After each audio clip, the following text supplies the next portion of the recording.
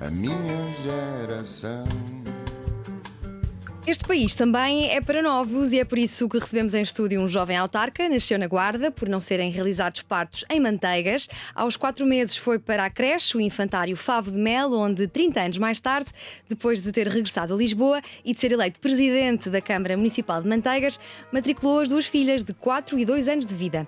Em Manteigas fez os amigos que tem hoje, com quem partilhou a creche, a pré, a primária, a básica, a secundária. Aos 18 foram todos para a capital, porque para onde fosse um, iam todos. Depois de estudar Direito na Clássica, trabalhou na EY 6 meses, seguiram-se 7 anos numa consultora francesa, onde foi responsável direto por mais de 3 milhões de euros de faturação. Mais tarde, durante a pandemia, mudou para uma empresa onde não era feliz e despediu-se ao fim de 4 meses para criar a Team IT, uma empresa de recursos humanos preocupada com o bem-estar pessoal e familiar dos funcionários. Em agosto de 2021, arranca com uma campanha autárquica através de um movimento independente que criou e idealizou, e fica a pergunta: qual é a probabilidade de um jovem de 31 anos a viver em Lisboa há 13 ganhar umas eleições autárquicas sem se socorrer dos partidos políticos tradicionais e das suas máquinas propagandistas, com a sua vida pessoal e profissional cheias de desafios e sem tempo para nada? Flávio Massano, muito bem-vindo. Já tens respostas para esta pergunta? Olá, Diana, obrigado pelo convite. Acho que ainda não tenho respostas, porque eu próprio faço essa pergunta várias vezes e não consigo chegar a nenhuma conclusão.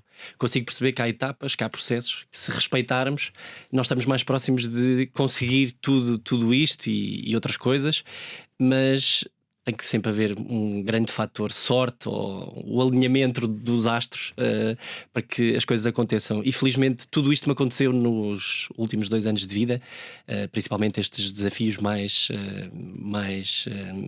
diretos, a Team IT e ser presidente da Câmara de Manteigas, mas continuo a achar que tive muita sorte em conseguir passar para as pessoas, primeiro que conseguíamos criar uma empresa do zero e hoje em dia ter resultados bastante interessantes, e também convencer as pessoas da minha terra que um jovem podia ser presidente de Câmara. Portanto, não tendo respostas, acho que fizemos bem o caminho. Nesta tua incursão no poder local, tens descoberto que poder é este? Que poder tem, efetivamente, o poder local? É um poder que, apesar de tudo, eu acho que está em transformação e, modéstia à parte, estou a contribuir, pelo menos na minha terra, para que essa ideia do poder local mude um pouco. Os portugueses ainda olham para a classe política quase como pessoas providenciais que têm de saber, sobretudo, que é preciso pedir a bênção quase do político em Portugal, e os presidentes de Câmara e o poder local ainda mais se nota essa situação, principalmente nos meios mais pequenos. Portanto, o presidente de Câmara é visto como uma pessoa que pode resolver tudo, ou, se não resolver, o culpado por não resolver todos os problemas de uma comunidade. E, portanto, eu vejo o poder local como um poder fundamental para o desenvolvimento do país, mas vejo também um poder local que ainda está agarrado a um certo provincianismo das coisas, portanto, a pensar e a julgar que o poder local pode resolver tudo. Não pode. É mais um ator, mais um agente. Tu falavas aqui da classe política, que eu sei que é uma grande irritação tua. Como é que tu caracterizas a classe política que temos hoje em Portugal?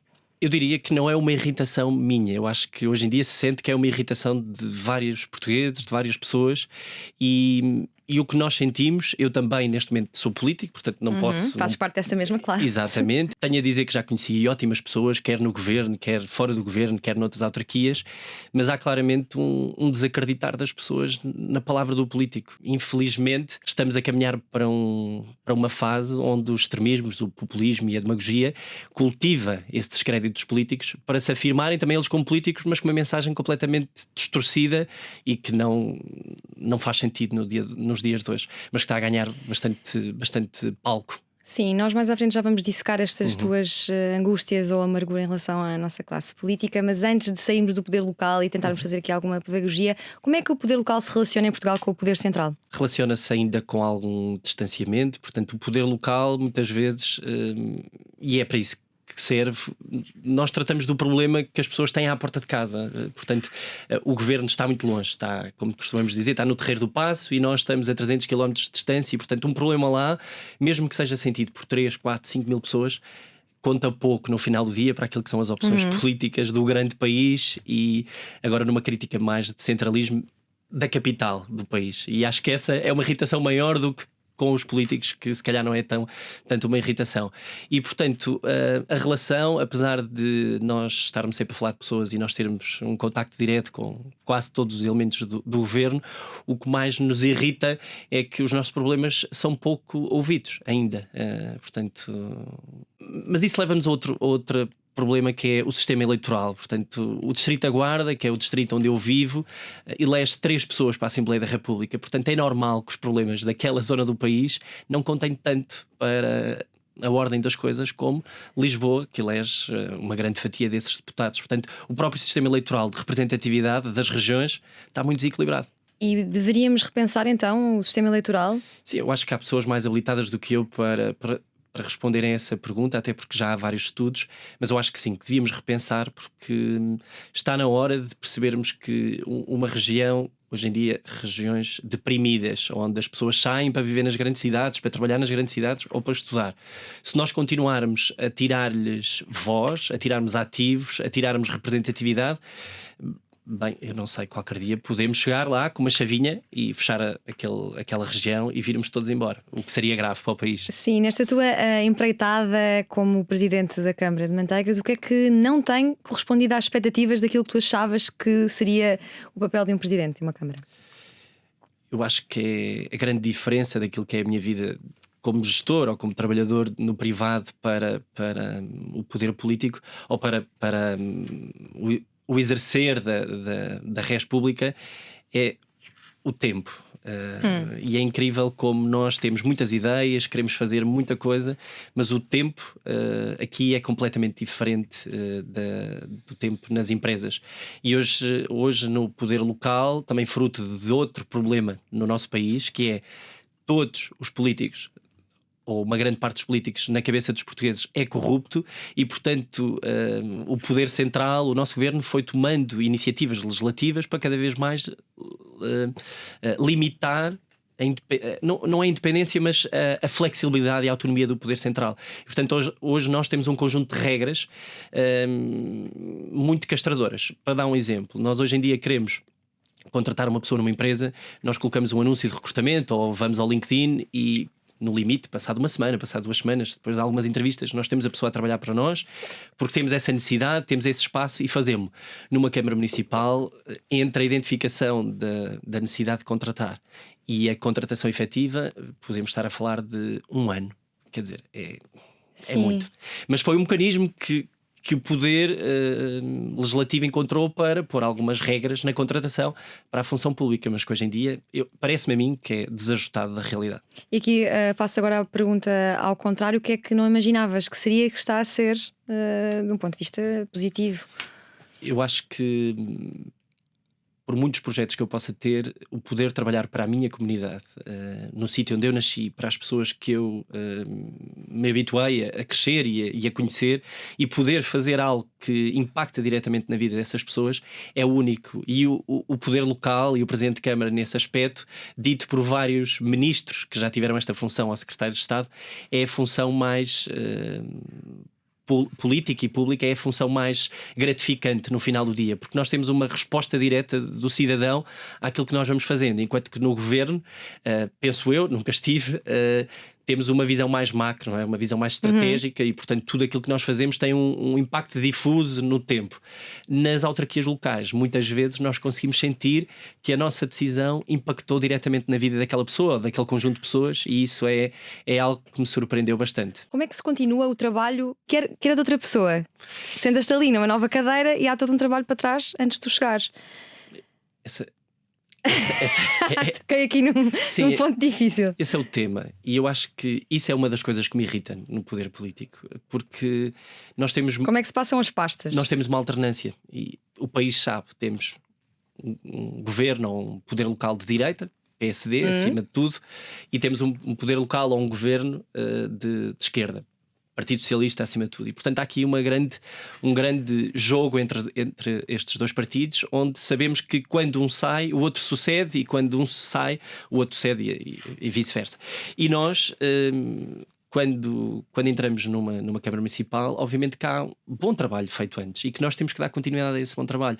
E o que me irrita é que muitas vezes na política está-se apenas do contra e não se está da continuidade, de dar os parabéns, de valorizar, de poder dizer eu até prometi ou estudei algo na campanha eleitoral, mas cheguei, conheci o dossiê mais a fundo e consigo perceber porque é que estava a ser feito desta maneira. E eu acho que nós temos tido essa abertura e essa capacidade também por sermos independentes e porque, acima de tudo, tenho uma visão muito clara que o que interessa não é ganhar as próximas eleições. Eu estou marimbando para o resultado das próximas eleições, mas é poder fazer o melhor para a nossa população, para uma vila do interior com 3.500 habitantes. Esse é o foco. E eu tenho a certeza que há boas ideias, quer nos concorrentes do PSD, nos concorrentes do PS, no governo anterior, no governo local, e, portanto, importa pegar nesse trabalho e poder mudá-lo, transformá-lo, melhorá-lo, mas nunca chegar com a postura normal que é sai um governo, entra outro e muda tudo e dizemos mal só porque sim. Sim. Não me identifico. E há uma visão de esquerda e de direita na gestão do poder local? Há ideologia na gestão de um município ou até de uma freguesia? Eu acho difícil no município do tamanho de Manteigas e que são grande parte dos municípios do país são do tamanho mais ou menos do município de Manteigas, tirando as boas exceções de municípios com grande tamanho. Eu acho difícil haver essa capacidade de distinção entre o que é uma política de direita e uma política de esquerda, porque no final do dia, se nós virmos bem os programas eleitorais de grande parte dos candidatos às últimas eleições autárquicas de grande parte dos municípios portugueses, nós não conseguimos identificar num programa do PSD ou num programa do PS medidas que estejam só num. Toda a gente fala sempre dos mesmos problemas. Nós sabemos quais são os problemas identificados nestes municípios. E mesmo em Lisboa, eu não sei se o programa de um partido e do outro serão assim tão diferentes, porque os problemas, os macro, aqueles que têm impacto direto, estão identificados e todos falaram sobre eles. Sim. Um deles, a habitação, por exemplo. Tu notas que a proximidade aqui é importante na resolução dos problemas? Há uma proximidade que não existe no Poder Central. Essa proximidade faz falta. Nós só conseguimos ter um governo forte, na minha opinião, se as pessoas que estão no governo conhecerem a realidade do país. E eu acho que não conhecem totalmente a realidade do país. O interior, o Nordeste Transmontano, o Algarve, o Alentejo são realidades tão distintas daquilo que se passa aqui em Lisboa que é difícil compreender como é que algumas medidas, como é que algumas decisões são tomadas. O que é que podemos fazer? Todos os políticos deviam fazer um Erasmus por Portugal, pelo interior do país. Eu acho que 6 meses a conhecer Portugal a fundo. Vai, no mínimo. Eu acho que isso não resolve só por si, mas acho que devemos exigir que tenhamos pessoas capacitadas, preparadas, que conheçam mais do que o seu bairro, mais do que o seu grupo de amigos e que estejam efetivamente preparados para liderar o país. O que eu sinto é que hoje em dia as juventudes partidárias e o sistema político está muito feito para proteger o que vem a seguir. Não interessa se é bom, se é mais ou menos, o que interessa é que é do nosso partido. Sim. E nós temos que dar lugar a esse, perpetuar o nosso... Mas é triste essa ideia de pensarmos que temos políticos que não conhecem assim tão bem o país, especialmente tendo em conta que é um país que não é assim tão inatingível ao nível de quilómetros. Tu dirias que ser presidente de Câmara é uma posição respeitada? Eu acho que sim, até pelo que eu disse no início, andar no interior, pelo menos ainda há esta visão muito enraizada de que o Presidente da Câmara é uma figura quase providencial. Desse ponto de vista, sim, das pessoas. Contudo, do ponto de vista do reconhecimento da missão, porque eu não lhe chamo profissão, da missão de ser Presidente de Câmara, eu acho que há muito tempo, e os meus colegas, alguns falam disso, outros não tanto, há muito tempo que a função de Presidente de Câmara deixou de ser atrativa, quer do ponto de vista das regalias financeiras, quer do ponto de vista das regalias sociais, porque há uma tremenda pressão sobre nós, porque essa proximidade é boa para resolver, mas também é uma proximidade muito desgastante, onde nós não temos espaço para nós, no fundo é isso. A qualquer sítio onde tu vais, tu és o Presidente da Câmara e deixaste de ser o Flávio, estás com a tua família e alguém vem tocar nas costas na mesa do restaurante para te falar de um problema que tem à porta de casa, e isso é uma exigência tremenda do ponto de vista psicológico para o Presidente de Câmara, para além de todos os problemas que nós temos. Em Manteigas este ano tivemos N problemas, o incêndio da Serra da Estrela, temos uma estrada encerrada, e isso impacta diretamente na economia e nas pessoas, e portanto eu diria que é difícil é difícil mudar este paradigma da ideia do Presidente de Câmara e melhorar a atratividade do cargo. Sim, melhorar a dirias que é um atratividade. cargo atrativo para um jovem. Não. Porquê? Pelo que acabei de dizer, hoje em dia tens que ter um propósito, uma paixão grande por aquilo que tu queres fazer, porque do ponto de vista da atratividade financeira, social, de qualidade de vida, não é atrativo. Não é atrativo ser Presidente de Câmara. E esta é uma opinião que eu tenho tido com vários Presidentes de Câmara, alguns, quase todos mais velhos do que eu, que nem todos depois falam, porque é um tabu, não é? O político não pode falar de dinheiro. Eu acho um escândalo aquilo que o Primeiro-Ministro ganha. Eu acho um escândalo aquilo que o Presidente de Câmara ganha. E nós vamos deteriorar a nossa democracia continuando a reconhecer tão pouco os políticos que nós temos. Isto faz com que os bons... É difícil reter talento na política, começando a olhar logo para os ordenados, não é? Até no governo, e isso quer dizer, devia dar-nos uma pista sobre o resto do país, mas até no governo é difícil. Eu, em brincadeira com algumas pessoas, diria que quase todos já estamos na pole position ou na calha para podermos vir ser secretários de Estado ou ministros.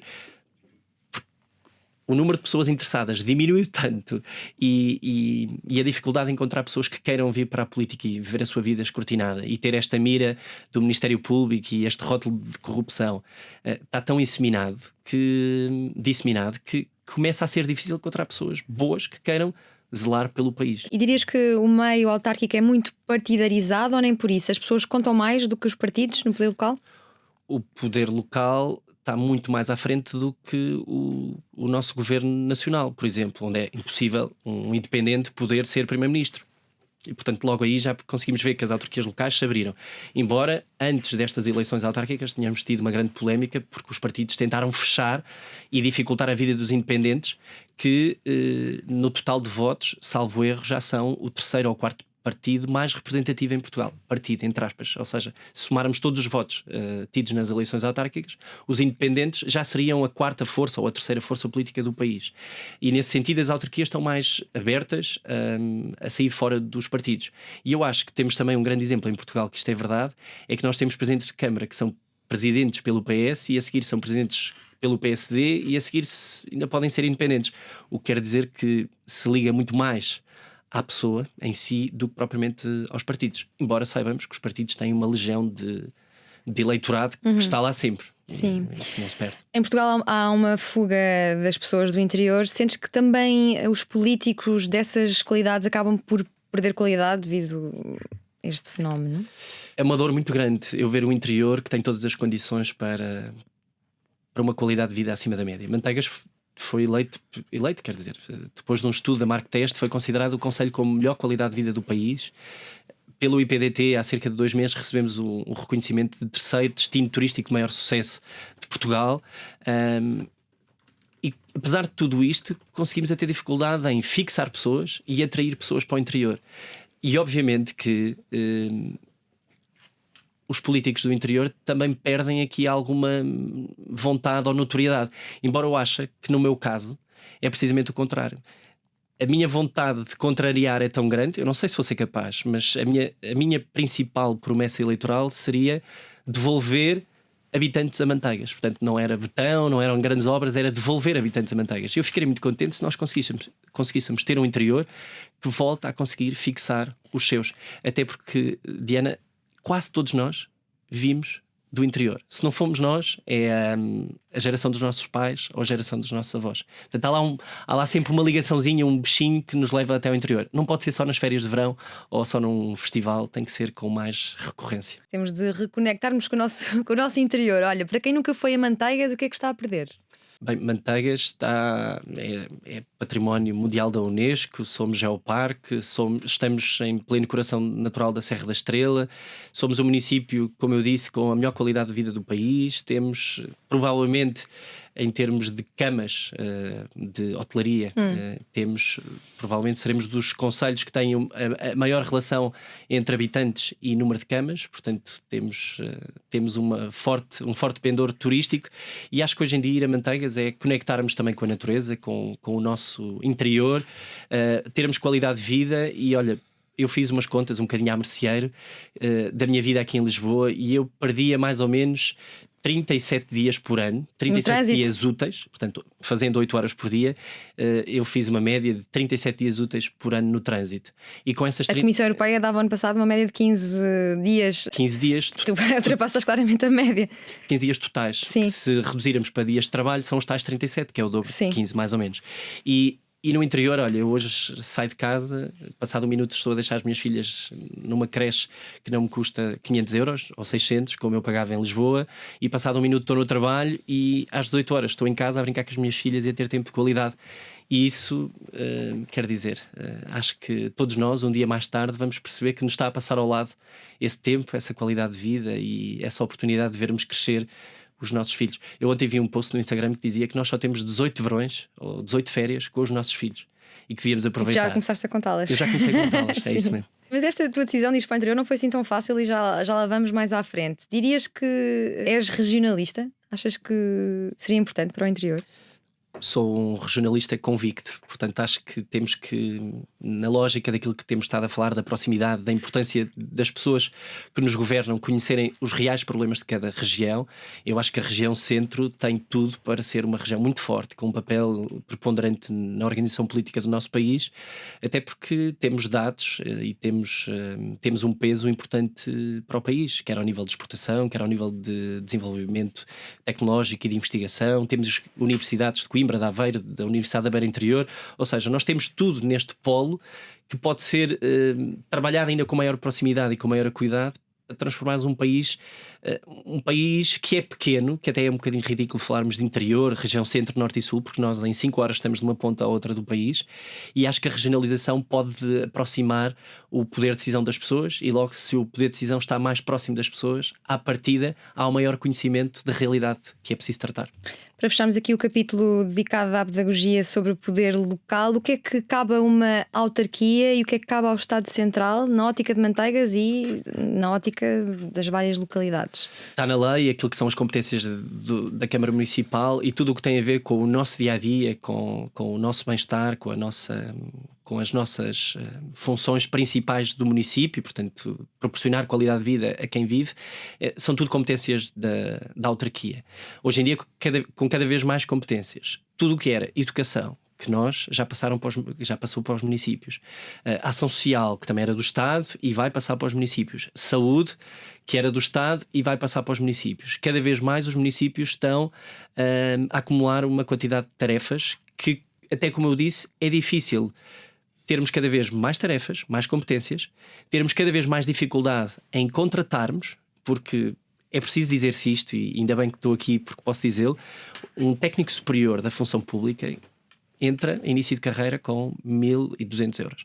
Eu acho difícil, hoje em dia, nós convencermos alguém a vir como técnico superior para uma Câmara Municipal ou para uma entidade qualquer governamental a ganhar 1.200 euros ou 1.250. Portanto, essa pessoa vai preferir trabalhar no privado. E depois quem vai para o público muitas vezes são pessoas que se acomodam mais rapidamente ou mais facilmente, ou que são menos aversos à tomada do risco e a carreiras mais fulgurantes. Portanto, eu acho que cada vez temos mais competências, temos uma dificuldade em contratar, atrair talento, e depois temos a tal dificuldade que eu te falava no início de demorarmos 1 ano, por exemplo, a fazer um processo de recrutamento.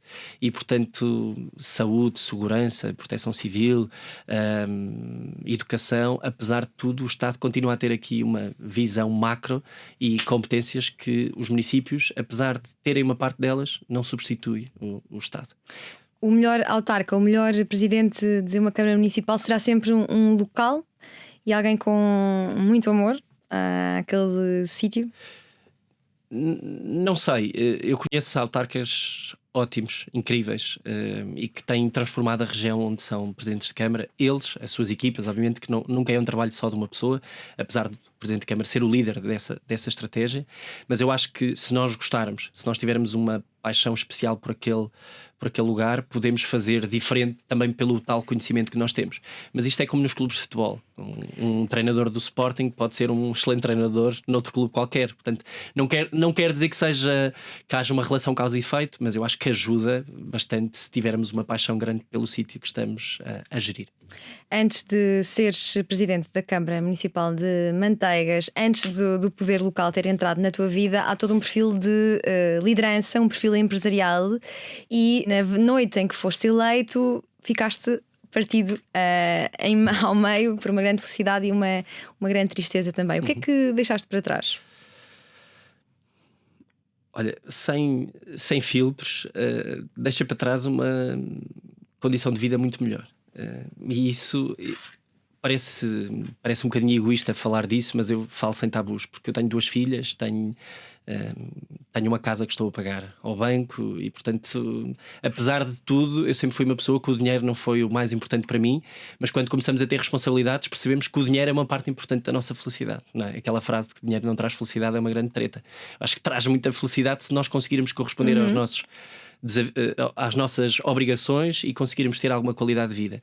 E eu tinha um desafio, para além disso, eu tinha um desafio que tinha arrancado em 2021, que tinha idealizado desde o início, com um conjunto de pessoas incríveis, uma das quais já passou aqui também, Ana Balsemão, passou por aqui, e ela sabe que nós construímos esta empresa com uma visão disruptiva do mercado para valorizarmos acima de tudo a pessoa em si, para lhe darmos espaço, para lhe darmos tempo, para lhe dizer: se queres trabalhar 4 dias por semana, trabalha, mas nesses 4 dias dá-me tudo aquilo que tu tens. Eu confio em ti, eu não vou estar em cima de ti, tu podes.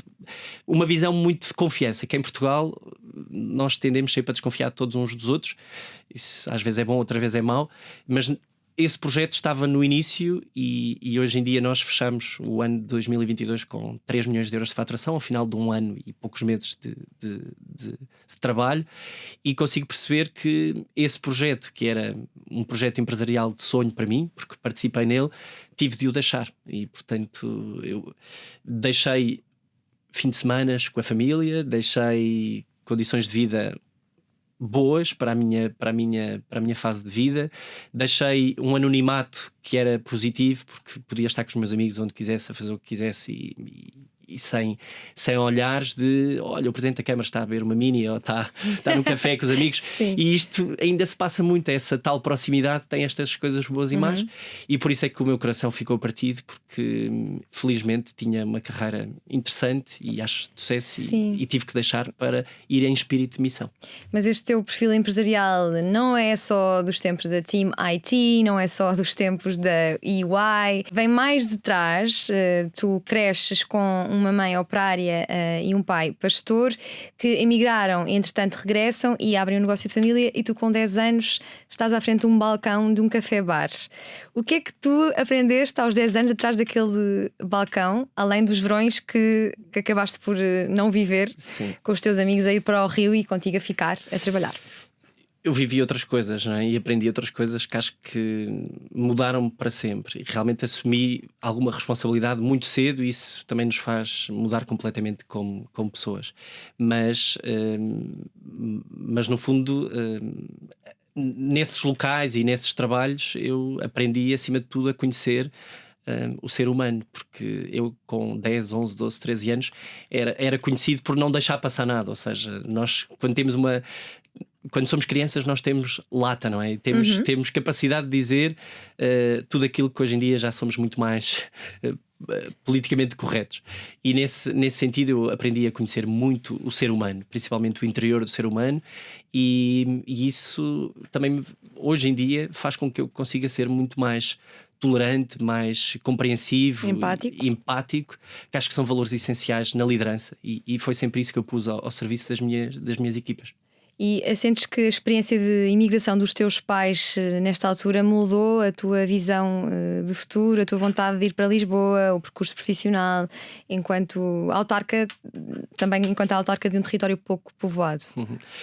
Muda sempre, não é? Até porque acabei por muito cedo, com 6 anos, ficar a viver um ano com os meus avós e com o meu irmão mais velho, e isso muda sempre um pouco daquilo que nós somos. Mas apesar de tudo, também acho que a minha paixão por Portugal, e eu continuo a acreditar que somos um país de pessoas muito boas e que só nos faltava termos um bocadinho mais de autoestima, e eu acho que eu costumo dizer que nós somos um país de pessoas muito boas com uma cultura não tão boa. Porque lá fora nós conseguimos fazer coisas incríveis, porque a cultura está feita para proporcionar resultados, e nós aqui não temos essa cultura.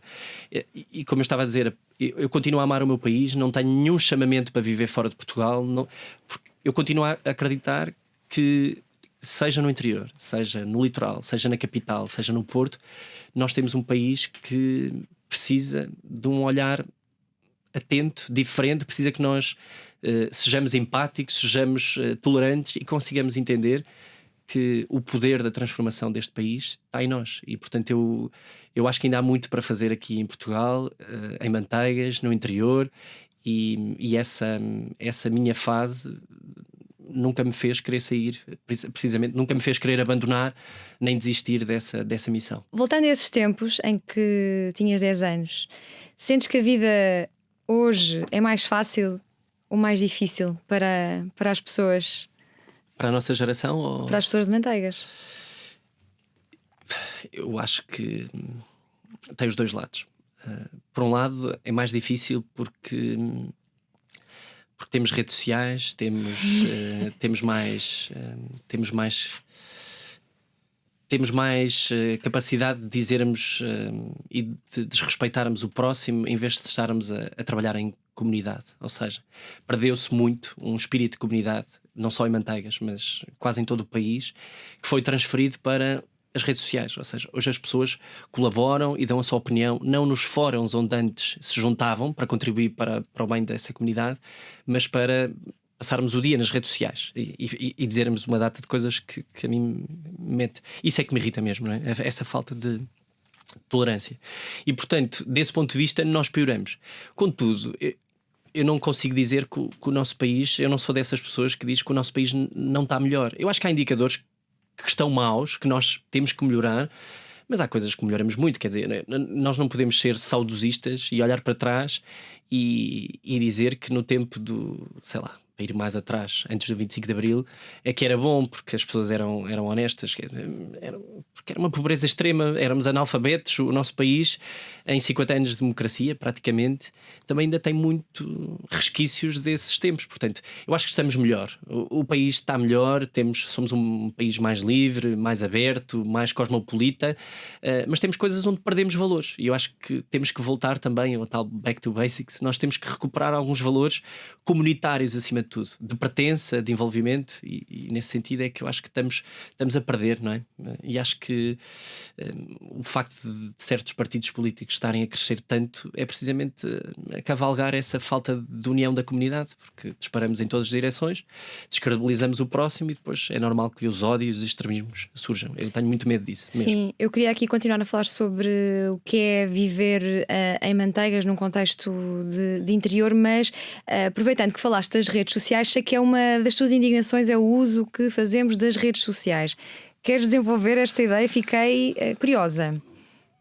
Eu acho que, por exemplo, eu fui antes de vir, fui ao café da RTP e entrei e se calhar se eu fosse extremamente sensível, havia 2 ou 3 coisas que me podiam ter irritado.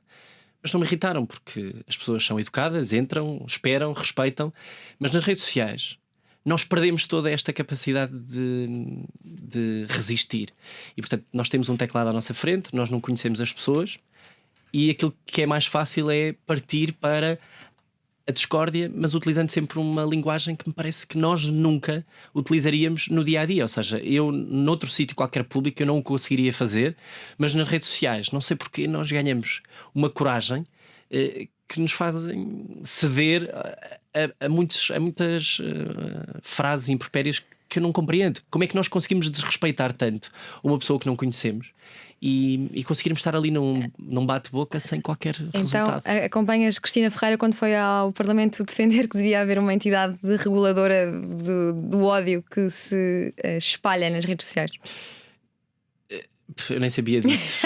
não sigo propriamente. Eu descobri-no extremamente desagradável com a Joana Marques. Pois, não acho que seja. Acho que isto aconteceu, de facto. Pois, tem que ser pela educação, tem que ser pelos exemplos que os nossos filhos e as nossas filhas têm em nossa casa, tem que ser por uma preparação das próximas gerações e não tanto por comissões ou obrigações. Quer dizer, eu acho que essa polícia, esse policiamento do correto não serve para nada, honestamente, porque causa o resultado muitas vezes oposto e inverso. Sim, agora então regressando às pessoas no interior, sentes que são mais coesas por estarem inseridas num meio com menos pessoas, as ligações acabam por ser mais fortes? Tu mesmo tens um grupo de amigos muito próximo que te acompanhou ao longo de todo o teu crescimento. Eu não sei, no meu caso sinto que essa ligação da terra, de termos crescido e vivido naquele contexto, fez com que a nossa ligação seja única. E eu tenho muitos amigos de outras terras que viveram também, que têm Sim. essa mesma ligação com esse mesmo do grupo de amigos desde sempre.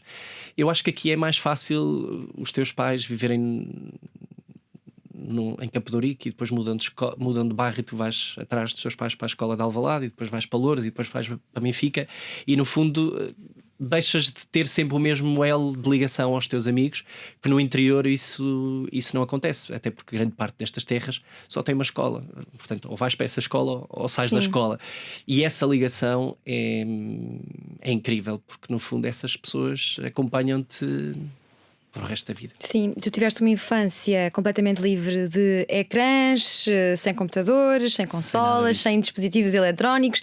É também esta a educação que queres dar às tuas filhas?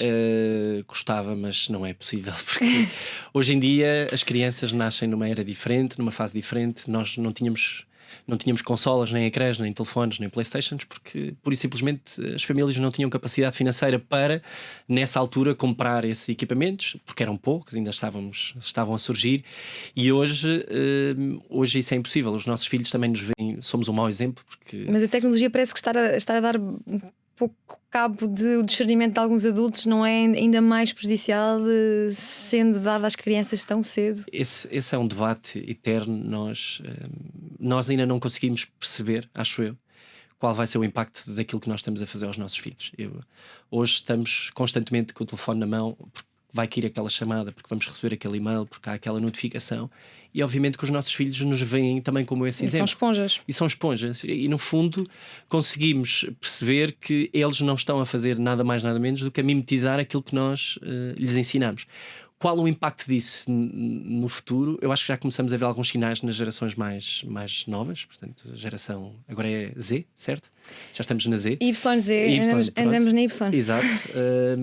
Nós somos millennials. Exato, nós somos millennials. Quem nos ouvir parece que já somos Já somos velhos e acabados, entradotes. Não, mas começa a surgir estas novas gerações e eu acho que já se nota, mas tenho alguma curiosidade para perceber como é que as minhas filhas vão chegar a uma fase mais adulta da vida delas e o que é que a tecnologia vai significar para elas. E por cima hoje estamos a entrar aí Então não vamos entrar na fase adulta das tuas filhas, que ainda não aconteceu, mas na tua, quando atingires a maioridade, vens para Lisboa estudar Direito e foi por altura, foi quando chegaste à associação académica que conviveste com muitos daqueles que viriam a ser adjuntos, chefes de gabinete, secretários de Estados ou ministros deste país. Dizias-me tu. E dizias-me também que isto não é necessariamente bom, na grande maioria dos casos. A Faculdade de Direito de Lisboa é uma faculdade, apesar de tudo, elitista.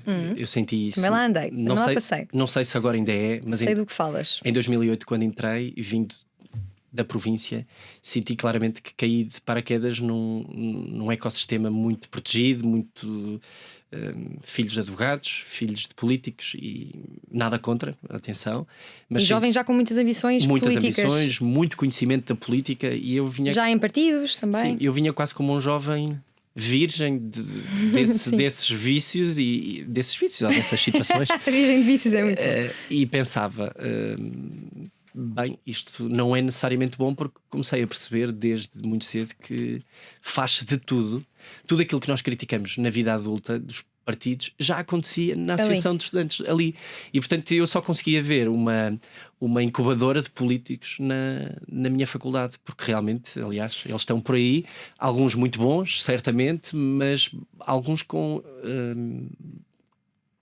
práticas e com atitudes que eu consigo reconhecer já dessa altura. Sim, e quando é que tu te apercebes? É logo no primeiro ano? E será que isto são boas notícias? Quer dizer que temos jovens que logo aos 18 anos já sabem que querem ser primeiros ministros e adjuntos e chefes de gabinete e secretários de Estado e ministros? Pois, eu acho que não pode ser bom sinal. Eu acho que Foi o que eu disse há pouco. Qualquer dia todos nós podemos ser ministros e primeiro-ministros ou secretários de Estado, porque as coisas estão de uma forma onde quem está num partido, mais tarde ou mais cedo, se for consistente, chega lá. E deixamos de olhar para o país e deixamos de olhar para o governo como um sítio onde, na minha opinião, deviam estar os melhores. Só assim é que o país consegue ter ambição, ter estrutura, ter visão, proporcionar melhores condições de vida às pessoas. E quando nós vemos esta geração a perfilar-se desde muito cedo para poder ser uma função política ou qualquer, mas de relevância, tu consegues perceber, mas esta pessoa sabe pouco da vida ainda. Portanto, ela nunca saiu desta bolha, nunca saiu deste ecossistema, não conhece o país, não sabe quais são os problemas do país real, mas ele vai ser primeiro-ministro ou vai ser ministro, e isto arrepia-me um bocadinho, porque acho que o processo devia ser ao contrário. E dirias que as estruturas de poder à pequena escala funcionam de forma similar às de grande escala? Completamente iguais. Não há diferenças. Eu, em tenra idade, pertencia a uma juventude partidária, porque na altura todos fomos. Mas é aquilo que durante muito tempo, agora acho que se tem trabalhado para desconstruir essa ideia, mas durante muito tempo se acreditou que para fazeres política em Portugal terias de estar inscrito numa Jota. Sim, porque talvez ainda se acredite. Mas porque o palco estava reservado para essas pessoas. E repara, para fazeres parte do governo tens de continuar a estar num partido. Aquilo que nós fizemos e que outros movimentos independentes fizeram em alguns concelhos deste país é porque o poder, lá está, local, permite que hoje um grupo de cidadãos eleitores possa fazer isto. De resto não pode acontecer em mais lado nenhum. Até porque para seres candidato à Assembleia da República tens de estar num partido e és eleito por um círculo eleitoral. E portanto eu diria que é muito difícil conseguir distinguir as grandes estruturas das pequenas, porque eu acho que a disciplina vem top-down e é tudo igual. Obviamente que há pessoas diferentes no meio disto tudo, não é? Mas as métricas, as diretrizes são iguais e aquilo que se faz hoje fazia-se há 15 anos atrás. E porquê é que não é bom que assim seja? Estamos a perpetuar um sistema de vícios, como me falavas há pouco, que dá sempre a oportunidade aos mesmos? Eu acho que transmitimos ao país, principalmente, lá está, o país real, aquele que sofre na pele o aumento dos impostos, a classe média, as pessoas que ganham o ordenado mínimo, conseguem perceber que não há também na política mobilidade social. Ou seja, esta coisa tão importante que nós, no outro dia tiveste uma convidada que é importante que os filhos de pastores possam chegar ao topo da carreira profissional, seja ela qual for. E eu acho que quando nós começamos a perceber que isto é para um grupo restrito de pessoas, nós começamos a desconfiar do sistema e começamos a não nos conseguir rever nas pessoas que nos representam. E por isso, mais uma vez eu digo, é isso que faz com que tenhamos partidos que não te oferecem nenhuma solução, não te oferecem rigorosamente nenhuma solução a crescer, porque eles cavalgam esta mensagem de que é só para estes, eles não sabem o que fazem, não sabem o que dizem e portanto depois vem o ódio, vem o xenofobismo, vem o racismo, Sim. Vem tudo isso atrás. E tu vês alguma semelhança entre a política autárquica e a política das associações de estudantes? Lá está, política é política e eu consigo perceber que é tudo muito, muito semelhante. A política autárquica essencialmente é feita de partidos. Os partidos têm formas de chegar ao poder. Numa associação académica, as listas, os movimentos, têm formas de chegar ao poder. Com o cacique, com o programa eleitoral também, certamente, mas com quem tiver mais amigos, quem tiver mais federados, quem tiver mais capacidade de iludir ou de manipular. E a política, seja local, seja nacional, tem estes princípios. Mas pronto. Sim, tu tens um percurso interessante do ponto de vista de quem sai da clássica, não foste para uma sociedade de advogados, foste para o setor empresarial. Porquê que achas que assim foi? Vem dos seus tais 10 anos em que já eras um empreendedor? Ou terá alguma coisa a ver com essa desilusão que tiveste com aqueles que fazem a política em Portugal? Sendo totalmente transparente, eu acho que mesmo no final do curso, no 4º ano, e depois quando fui para fazer mestrado, que acabei por não fiz a tese, eu sentia sempre que não havia espaço para mim. E começava a ficar preocupado como é que alguém que continuava a ter sotaque do interior, como é que alguém que não tinha os mesmos conhecimentos na capital ia conseguir deixar os pais orgulhosos porque ia ter um trabalho. E nesses escritórios de advogados, a minha sensação, eu não estou a dizer se é verdade ou não, porque acabei por nem sequer concorrer a nenhum deles, a minha sensação era que não eram para mim. Já estavam reservados para um certo número de pessoas. Ok. E, portanto, a certa altura surgiram outras oportunidades onde eu sabia que havia entrevistas, onde eu sabia que havia dinâmicas de grupo, onde eu sabia que concorriam 2.000 pessoas. No meu caso da EY, lembro-me de ter sido um ano com envio de 2.000 CVs. E aí tentei a minha sorte e felizmente fui uma das Mas pessoas que também entrou. não gostaste do facto de ser tão grande. Eu gostei a experiência foi... Eras uma palha num palheiro. Sim, era. Eu adorei a experiência. Aliás, conheci pessoas ótimas que ainda hoje guardo com carinho e conversamos. E é ótimo. Esse meio ano que estive lá foi ótimo para conhecer uma estrutura profissional onde contactamos com vários clientes de grande dimensão, com estruturas incríveis, mas não me identificava porque desde pequeno que eu prefiro ter a oportunidade de fazer a diferença e contar do que ser apenas mais um que está a fazer uma tarefa, digamos, repetitiva, não é? Já tivemos aqui 2 convidados que partilham exatamente do que acabas de dizer. Foi o Diogo Mónica e a Cristina também, a Cristina Fonseca. Tu sentes que a progressão de carreira para os jovens em empresas estrangeiras é mais fácil do que em empresas portuguesas? Essa é uma boa questão e nunca tinha pensado nisso desse ponto de vista. Eu acho que nunca trabalhei numa empresa portuguesa. O grupo francês, a EY também não é portuguesa, apesar de terem estruturas de liderança em Portugal, feitas por portugueses. Eu acho que as empresas portuguesas talvez tenham menor dimensão, algumas, não é? Outras talvez, não todas, tenham esses tais lugares mais reservados para lideranças hereditárias, não é? Portanto, nós sabemos que há grupos económicos que sabemos que são os filhos e os netos, nada contra, quer dizer, alguém construiu isso e, portanto, faz sentido. E nas empresas internacionais que arriscam no nosso país, muitas vezes partem também do zero, contratam pessoas e não há um hereditarismo. Portanto, as pessoas sucedem-se pelo mérito, pelo talento, pela competência, e desse ponto de vista eu não me posso queixar das experiências internacionais que tive, porque realmente todas elas dão muito ao trabalhador, ou seja, dão muito à pessoa. E se tu deres o que tu sabes e o que tu tens, tu consegues perceber que elas recompensam. A experiência que tu tiveste atrás de um balcão deu-te como dizias, uma capacidade de saber ler, de compreender o outro, de colocar-te no lugar dele. Isto são competências humanas, as designadas soft skills.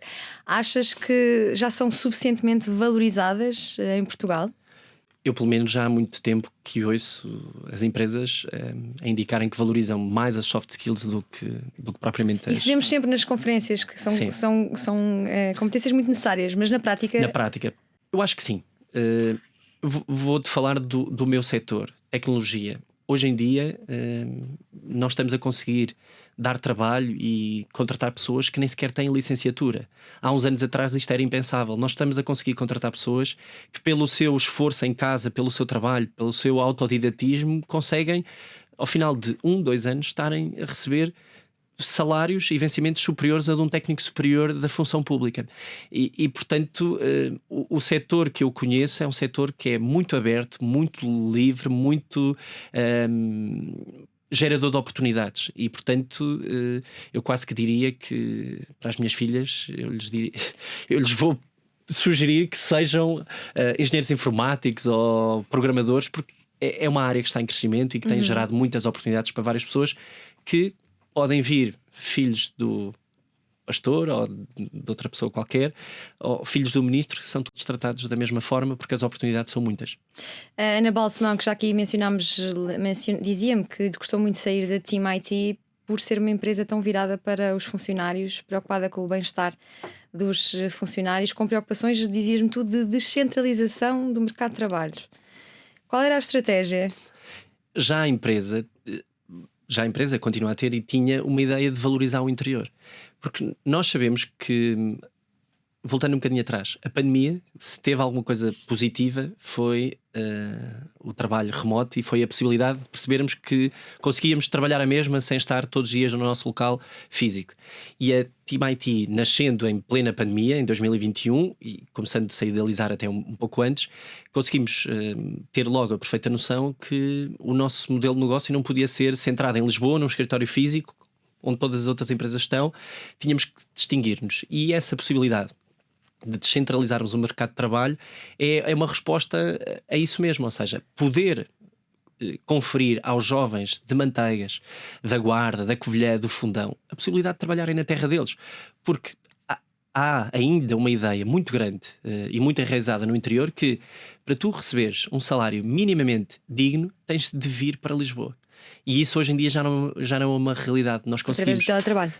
Exatamente, através do teletrabalho ou através de empresas que até têm como grande foco contratar pessoas que são do interior. Ou seja, nós queremos que tu fiques lá, cria a tua família lá. E qual é a porcentagem da economia portuguesa que pode funcionar nesses moldes? Não sei, mas o setor tecnológico, quase todo ele, pode funcionar nesses moldes.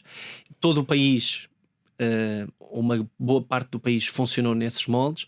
Hoje em dia temos empresas que continuam a olhar por trás do ombro, a pensar que o trabalhador está na praia ou que está num sítio qualquer e que não está a trabalhar, e portanto chamou toda a gente novamente para o escritório.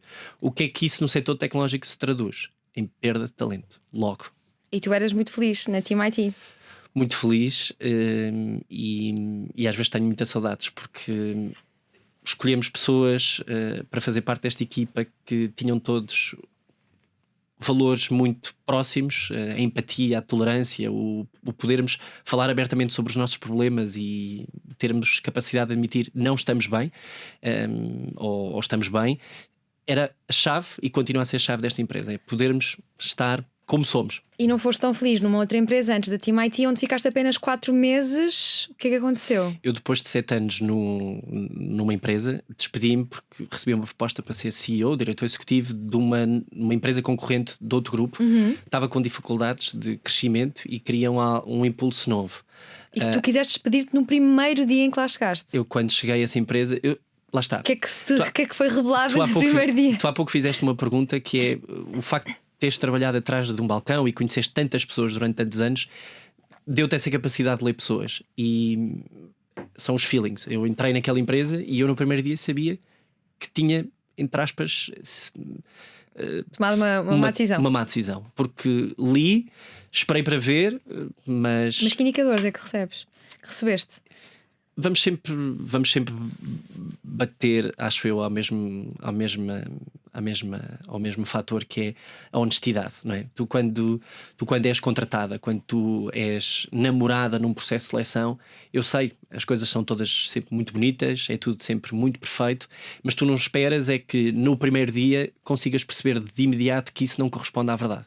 E quando assim é, tu percebes que o voto de confiança que tu fizeste, despediste de uma vida que tinhas tranquila, ao fim de 7 anos, com uma posição interessante, e teres posto tudo em jogo para tomar essa decisão, e quando tu percebes que não vai correr bem, tu sentes-te enganado. E é muito difícil para mim lidar com quem me falta a minha confiança, porque eu confio sempre nas pessoas, porque sei que as pessoas podem confiar em mim, e portanto tento sempre ter este padrão alto, e quando eu percebo que não correspondem, é uma ferida que abre e tenho dificuldade em superar. Sim, mas é importante falarmos sobre estas desistências. Eu também me despedi de uma empresa depois de 5 meses e é sempre difícil, porque é pouco tempo. Será que fomos nós que estivemos mal? Mas de facto tu passaste por uma experiência em que estavas muito mais feliz, e sais também dessa experiência em que estás feliz para o cargo que tens hoje. Não dava para ser Presidente da Câmara e CEO ao mesmo tempo? Voltando só um bocadinho atrás, eu percebo o que tu dizes, e despedir-nos de um sítio ao fim de pouco tempo é como disse. Ao fim do primeiro dia eu queria me despedir, mas não podia fazê-lo, não é? Tinha mudado a minha vida toda. Mas eu sabia que esse dia ia chegar. Eu estava destinado a que eu me despedisse. Mas ficam sempre essas dúvidas. Será que sou eu que não estou a corresponder? Será que o problema é meu? E provavelmente também houve algum problema da minha parte, mas eu senti que nós temos de ter a capacidade de tomar decisões, independentemente se assinamos aquele contrato há 3 meses, 4 meses Exato. ou 5 meses. Porque no limite eu tomaria aquela decisão sempre, tivesse ou não tivesse oportunidades que a seguir apareceram. Sim. Portanto, eu não estava feliz e não ia contribuir para desgastar a minha saúde mental. Mas com essa experiência, como é que depois tomas uma decisão? Com essa experiência de perceberes que há decisões na nossa vida que podem não ser muito duradouras, como é que depois aceitas o peso da responsabilidade de uma candidatura destas, que não podes sair depois de 4 meses? Na prática podes deixar de ser presidente de uma Câmara passado 4 meses, mas não faz sentido nenhum depois de uma campanha e de acreditares verdadeiramente num projeto, despedir-te passado 4 meses. A questão é que eu acreditava verdadeiramente no projeto da empresa, no projeto autárquico, que nasceu quase ao mesmo tempo, mas porque já estava decidido, e acreditava plenamente nos 2 projetos, mas não acreditava que como começámos a nossa conversa, que um jovem independente a viver em Lisboa há 13 anos, longe da sua terra natal, pudesse ganhar as eleições. Ou seja, eu nos últimos dias de campanha senti que nós podíamos ganhar as eleições, mas no início da caminhada, com um Partido Socialista e com um Partido Social Democrata como concorrentes, eu não acreditava que nós pudéssemos ganhar. Portanto, o grande objetivo da candidatura, e eu disse isso às pessoas sempre, eu nunca menti, é que nós vimos para abanar o sistema e para obrigar os outros movimentos, os outros partidos, a correrem mais do que aquilo que têm feito até agora. Ou seja, o nosso movimento tinha uma grande componente cívica de façam mais pela nossa terra, inovem, mudem, não estejamos naquela política sempre de dizer mal uns dos outros. Eu posso dizer, Diana, que a nossa regra da nossa campanha foi nunca falar dos outros. E se calhar isto nunca aconteceu no país. O nosso movimento não falou nunca dos outros. Focamos só nas nossas ideias. Pronto, e acho que no final as pessoas valorizaram isso. Sim, e o que é que pesou para saíres então de uma empresa que te fazia feliz e voltares a Manteigas? Como é que convenceste? Tenho que elogiar a tua mulher, o teu parceiro de vida, porque também ela teve de fazer uma mudança drástica, não é? de vida, e fazer-te aquela pergunta que se fazem sempre às mulheres, mas nunca fazem aos homens, sendo tu uma pessoa que dá tanta importância à família, já aqui mencionaste várias vezes as tuas filhas, como é que divides, como é que geres a tua vida profissional com a familiar? Respondendo já à última pergunta, eu nunca ponho a Câmara Municipal ou a minha missão à frente da minha família. E isso pode custar-me o que custar. A minha família é o meu pilar, é tudo para mim e, portanto, eu nunca colocarei em segundo plano. Obviamente, se me perguntares que há momentos e há dias que é difícil consolidar ou gerir a agenda, é difícil. E, obviamente, quem paga acaba por ser a mãe, a minha mulher, que fica mais tempo com elas. Mas eu tento sempre gerir por forma que as minhas filhas e a minha mulher sejam a primeira decisão da minha vida. Em relação à outra parte da questão, eu gostaria de dizer-te que eu não deixei completamente a empresa. Ou seja, eu continuo... Dá para fazer... Dá para ter uma perninha na empresa. Eu não é sabia. Eu não sabia. E foi o meu administrador que, no dia que eu ganhei as eleições, me tentou telefonar por volta da meia-noite a dar-me os parabéns, estava muito feliz por mim, e ele mandou-me logo uma mensagem a dizer todo o enquadramento legal e a dizer: tu não vais ficar em exclusividade na Câmara Municipal de Manteigas e eu vou continuar a pagar-te uma parte do salário. Tu o que tens de fazer é abdicar de metade do salário do Presidente da Câmara e não precisas trabalhar, mas eu quero recompensar os 8 anos da vida que tu deste a esta empresa. E no fundo aquilo que eu neste momento tenho é uma função híbrida, que obviamente que eu sou o Presidente de Câmara a tempo inteiro, porque não é possível não seres a tempo inteiro, mas só recebo metade do vencimento de Presidente de Câmara e a minha empresa continua a pagar-me uma outra parte do vencimento que eu recebia. A lei defende-se muito bem nestas situações. Tu não podes arranjar emprego depois de ser Presidente de Câmara. Só podes manter o emprego que tinhas à data das eleições.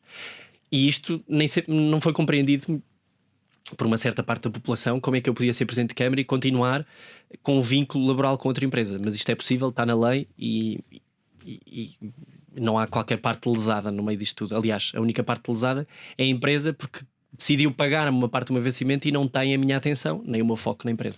Tu dizias-me que não há nada mais impactante para ti do que pessoas honestas, resilientes, sérias, tolerantes, leais, justas, e que todos nós procuramos isso de alguma forma nos nossos políticos, nas pessoas que nos governam, mas que não tem sido fácil encontrar pessoas na política com estes atributos. Porquê é que achas que é assim? Porquê é que o poder político não consegue atrair pessoas honestas, sérias, resilientes, justas? E foi também por isso que decidiste entrar nesta missão para contribuir para que o rácio de pessoas honestas, sérias e justas aumente? Eu acho que há muitas pessoas honestas na política e leais, resilientes, de confiança. Eu já conheci vários. Contudo, nós continuamos a conhecer mais os que não são do que aqueles que são. E é como as notícias no interior. O interior só é notícia quando há uma catástrofe, ou um acidente, ou um incêndio, ou qualquer coisa. Porque quando é bom, raramente se fala. E, portanto, eu acho que faz falta, obviamente, uma geração mais séria, mas isso é o que nós todos sentimos. Mas o que é que está aqui a falhar? Quando te deparas com este tema, Eu acho que sei que te encanita, qual é a explicação que encontras? É a condição humana? O poder chama mais pessoas de um certo tipo de personalidade? Eu não te sei responder, mas sei que a tentação é grande. E nós já falamos sobre isso. É a forma como as pessoas chegam lá. Ou seja, enquanto não tivermos uma política que premie os melhores, que reconheça, que atraia e consiga fixar os melhores, nós vamos ter que nos sujeitar àqueles que vão aparecendo.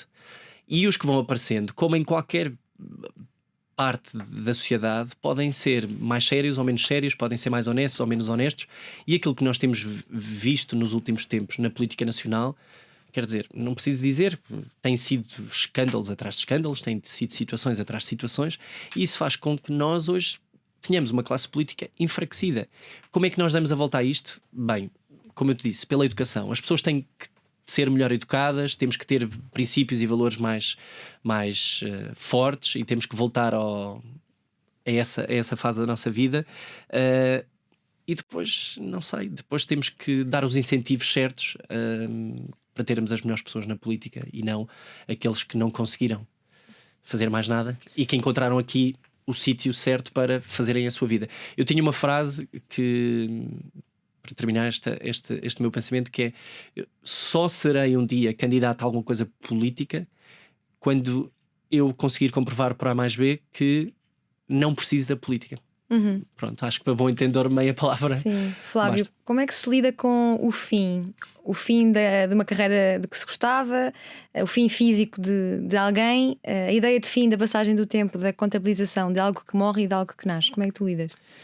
Lido mal e tenho dificuldade em aceitar que o tempo passa, que a vida é um sopro e que todos nós um dia já não estaremos cá, porque eu gosto muito de viver e gosto muito de respirar e de ver um país tão bonito e um mundo tão incrível, e principalmente depois de ser pai consigo perceber que eu também vejo o mundo pelos olhos delas, e custa-me muito imaginar que esse tempo pode acabar para mim. Obviamente, espero que seja sempre para mim e não para elas, mas não tanto quase por mim, mas pelo que eu vou deixar de ver pelos olhos delas, de viver com elas, porque os nossos filhos, no final do dia, isto é clichê, mas são as partes mais importantes das nossas vidas, pelo menos nesta fase em que dependem tanto de nós. Em relação ao fim de carreira, a minha carreira, eu acho que continuo a dizer que está só no início, e eu voltarei da política rapidamente para a minha carreira privada. Vais, ok, mas eu ia perguntar se querias fazer mais mandatos, e se não queres, que legado queres deixar, se queres preparar a tua sucessão, a tal passagem de pasta, como é que idealizas? Gostava muito de poder preparar uma sucessão para qualquer pessoa. Ou seja, eu acho que aquilo que eu abri, o meu exemplo, não só em Manteigas, mas na região, porque tenho tido essa sensação, e até no país, é que um presidente de Câmara com 31 anos não é normal, e eu sinto, não é regra, e eu sinto que nas próximas eleições autárquicas vamos ter candidatos mais jovens, porque eu desbloqueei ali um sentimento de que a política não era para jovens, não era para a nossa geração. E o meu exemplo, não fui só eu, a nossa equipa, que era toda muito jovem, demonstrou que pode ser. E portanto eu acho que nos próximos tempos vamos conseguir preparar esse caminho, não para alguém que suceda às minhas ideias, mas para alguém que suceda do ponto de vista político o projeto que nós queremos para o interior, para Manteigas. E desse ponto de vista eu não sei dizer ainda se quer ser candidato ou não, porque muitas coisas pesam. E tu há pouco eu acabei por não te responder como é que faço a gestão da minha família. Se a minha mulher disser que já chega de estar em Manteigas, ou se ela disser que não, as coisas não estão a resultar, eu tomo a decisão nesse dia, não abandono nunca o mandato que assumi, porque acho que aí é uma questão de honra e de palavra cumprirmos os mandatos para os quais somos eleitos, mas em cada momento eleitoral eu tomo a devida decisão. Sim. Sem surpresa, já extrapolámos o nosso tempo, mas vou tomar a decisão de saltar todas as perguntas que tinha para aqui e centrar-me nos livros aqui para fechar. Disseste-me 2 obras muito curiosas. As Vinhas da Ira, um livro bem grande do Steinbeck. Eu do Steinbeck só li coisas pequeninas como a Pérola, mas vi o filme. E é um filme bastante impactante do ponto de vista da miséria do ser humano. Porquê é que te marcou alguma lembrança em relação à tua infância? Eu não vivi essa miséria do livro, nem pouco mais ou menos, mas tive uma infância difícil e, portanto, lá está. Eu nunca me considerei um coitadinho e acho que essa visão do... Vou dar aqui mais uma acha política, que é o facto de às vezes virmos de um extrato social do início da pirâmide. Nós temos que ser de esquerda, ou só a esquerda é que nos defende, e nós temos que ser socialistas. E essa ideia eu nunca comunguei dela. Eu acho que nós não... A nossa condição, de onde nós vimos, não pode marcar aquilo que nós queremos ser no futuro. E temos que lutar contra isso. Em vez de entrarmos no rebanho olha, aqui vai o rebanho dos coitadinhos, e portanto tu tens essas condições todas e preenches os requisitos e vai atrás, eu acho que nós devíamos era mostrar às pessoas que sai desse rebanho, vai na outra direção e luta, porque no nosso país ainda há essa mobilidade social. Eu gostaria de acreditar que isto ainda existe, pelo menos no meu caso existiu. E portanto, quando eu leio As Vinhas da Ira, é impossível não me identificar com os exemplos de superação e de dificuldades que aquela família viveu nos Estados Unidos da América, mas que hoje em dia, se quiseres perceber o que está a acontecer no litoral alentejano e hoje em dia quase por todo o país, com a vaga de imigração que dorme sem qualquer condição e que está à beira da estrada à espera que passem os empresários com as carrinhas para escolher quem é que vai apanhar fruta naquele dia, está a acontecer em Portugal, embora a comunicação social nesse sentido não esteja a dar devida atenção a este assunto, mas está a acontecer cá.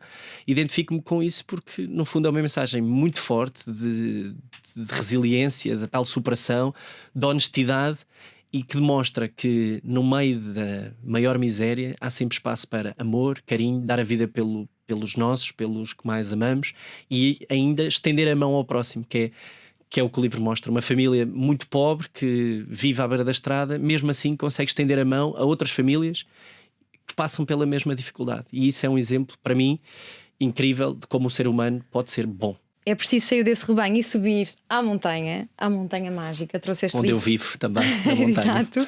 Eu trouxe este livro que é uma autêntica montanha, podem ver. E tu há pouco perguntavas-me porque é que estava marcado nesta página. Eu vou dizer-te que está marcado nesta página porque quem está a acompanhar através de vídeo consegue ver que ainda falta bastante. Foi aqui que eu fiquei. Okay. Este livro, eu fui um mês para Moçambique e foi o livro que eu levei. Na altura, depois tropecei em Miyakoto e achei que fazia mais sentido ler algo que me fizesse entender melhor aquele país, e deixei o livro por terminar, porque também eu sou uma vítima dos tempos e de não conseguir arranjar momentos de solidão para acabar grandes obras. E esta é uma grande obra. Tu dizias-me que é a obra mais magistral que já leste. Um grande amigo de infância que tenho dizia-me o mesmo. Porquê que todos devíamos subir esta montanha mágica de Thomas Mann? Precisamos de nos sentir pequenos? É útil sentirmos-nos pequenos? Eu não faço mais nada na minha vida do que sentir-me sempre pequeno e continuar com a mesma humildade com que cheguei até aqui. Pensando, às vezes, em grande, mas sempre com esse valor de saber de onde vim e o caminho que tenho que fazer.